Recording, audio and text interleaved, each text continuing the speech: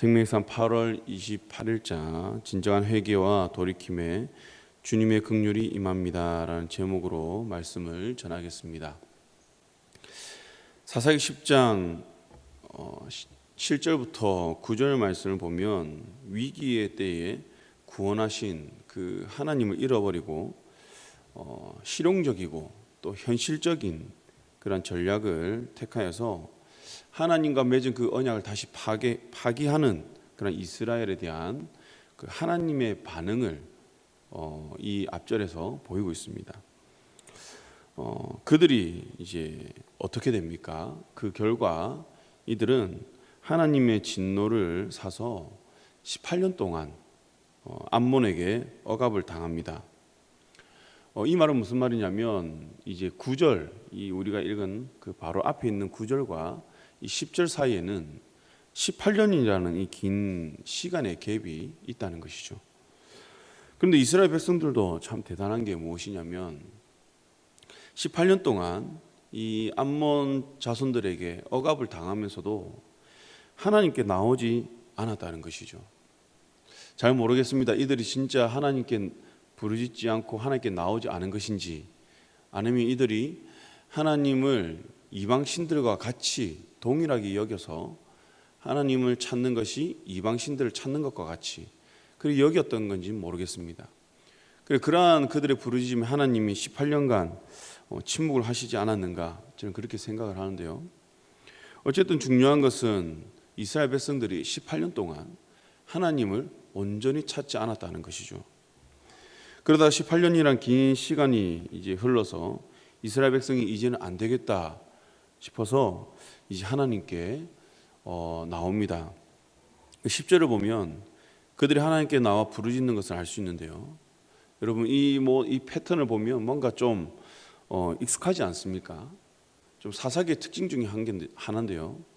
그들이 악행을 일삼고 하나님의 진노를 사고 다시 하나님께 부르짖고 이러한 패턴이 계속해서 이어집니다.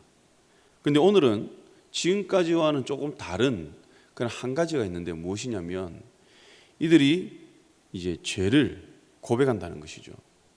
이렇게 이야기를 합니다. 하나님을 버리고 바알들을 섬김으로 주께 범죄하였나이다. 뭔가 조금 더 한 단계 좀 더 나아간 것 같죠. 그런데 이들은 자신들의 이 죄에 대한 인식은 있었습니다. 그러나 중요한 것은 죄에 대한 인식은 있었지만 이들은 돌이키는 참 회개의 행동, 그리고 하나님께 용서와 긍휼을 구하는 그 간구는 없다는 것이죠. 하나님께서는 출애굽기 23장 말씀을 통해서 가나안에 들어가서 이들이 어떻게 해야 되는지를 말씀을 하셨습니다. 중요한 것은 하나님을 온전히 섬겨라는 거죠. 그런데 그 온전히 섬김은 어떠한 모습이냐면 그들이 섬기는 신, 가나안 신들을 경배하지 말라. 그들의 행위를 본받지 말라. 그 우상을 섬기는 그들의 제사의 모습들 다 본받지 말라는 것이죠. 그리고 여기에서 그치는 것이 아니라 어떻게 해야 되냐면 주상들을 다 부수어라는 것입니다. 내가 이것을 섬기지 않고 본받지 않는 것에 그치는 것이 아니라 그 땅에 있는 모든 주상들과 신전들 다 부숴버려라는 것이죠. 온전히 섬긴다는 것은 바로 이러한 것입니다. 하나님 외에 다른 신상들을 다 파괴하는 것. 우리에게도 이렇게 적용할 수 있겠죠. 하나님 외에 내가 사랑한 것을 그냥 멀리하고 덮어두는 것이 아니라 다 부셔버리는 것, 없이 여기는 것.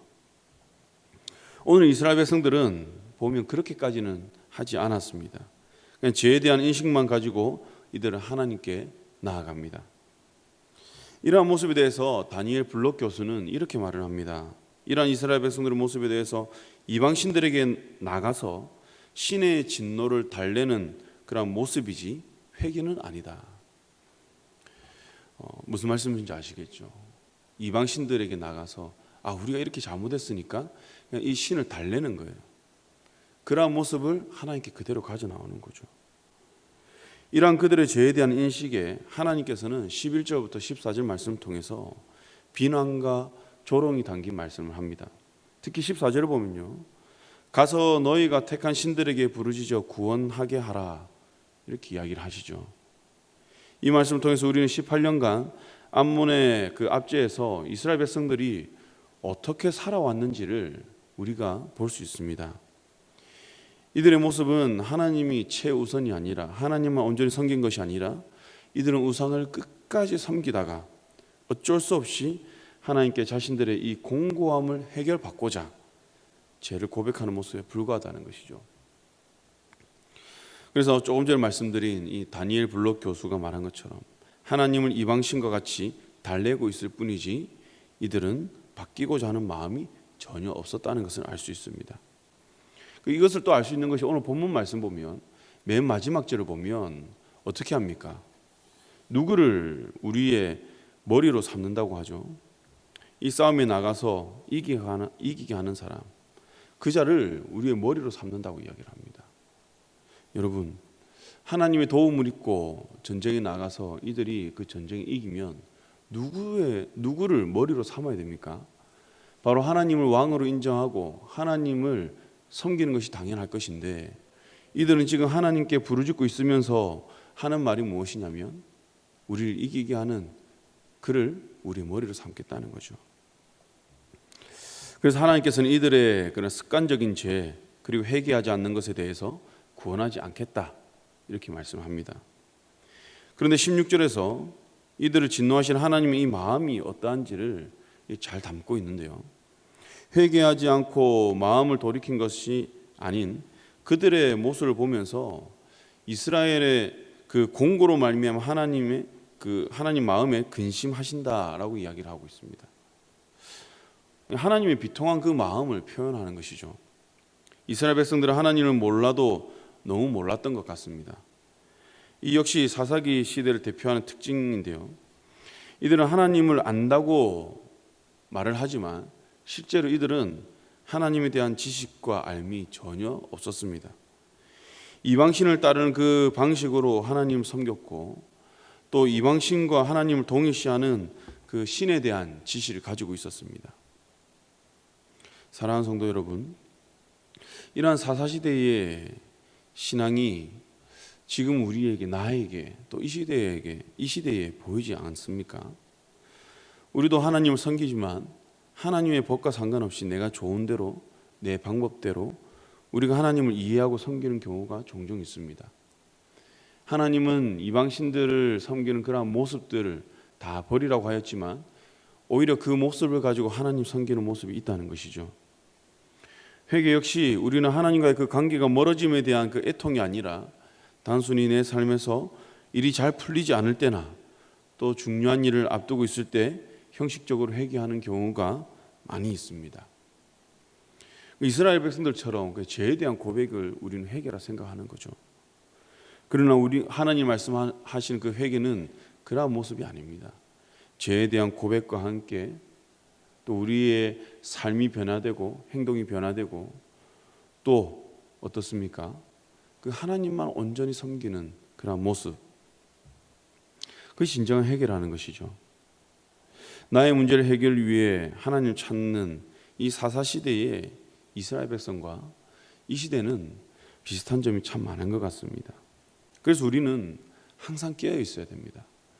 무엇이 하나님의 법에 따라, 하나님의 말씀에 따라 섬기는 것이고, 또 무엇이 내 삶 가운데서 이 세속화되어 있는 모습인지를 우리가 분별해야 된다는 것이죠.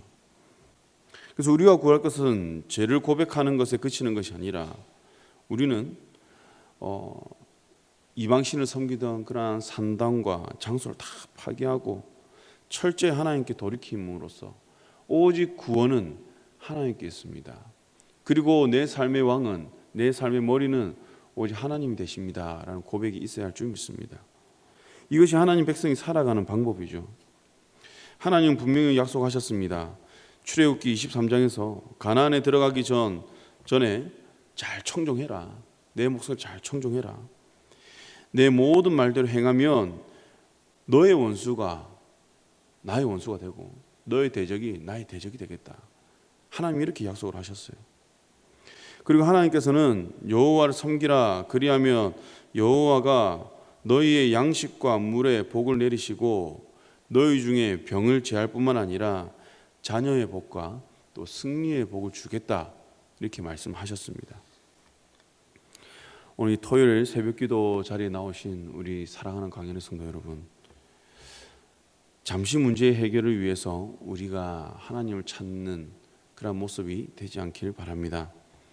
우리는 온전한 신앙으로 하나님 말 섬김으로 하나님의 놀라운 이 축복의 약속들을 우리가 받아 누려야 할 줄 믿습니다.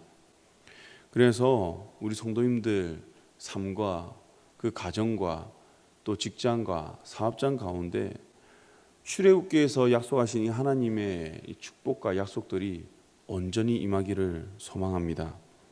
그리고 가장 중요한 것은 하나님이 주시는 그 놀라운 구속의 은혜, 나를 구원해 주신 그 하나님의 큰 사랑, 이 사랑으로 인한 그 기쁨이 우리 모든 성도님들에게 충만히 임하길 주님의 이름으로 간절히 축원합니다. 기도하겠습니다.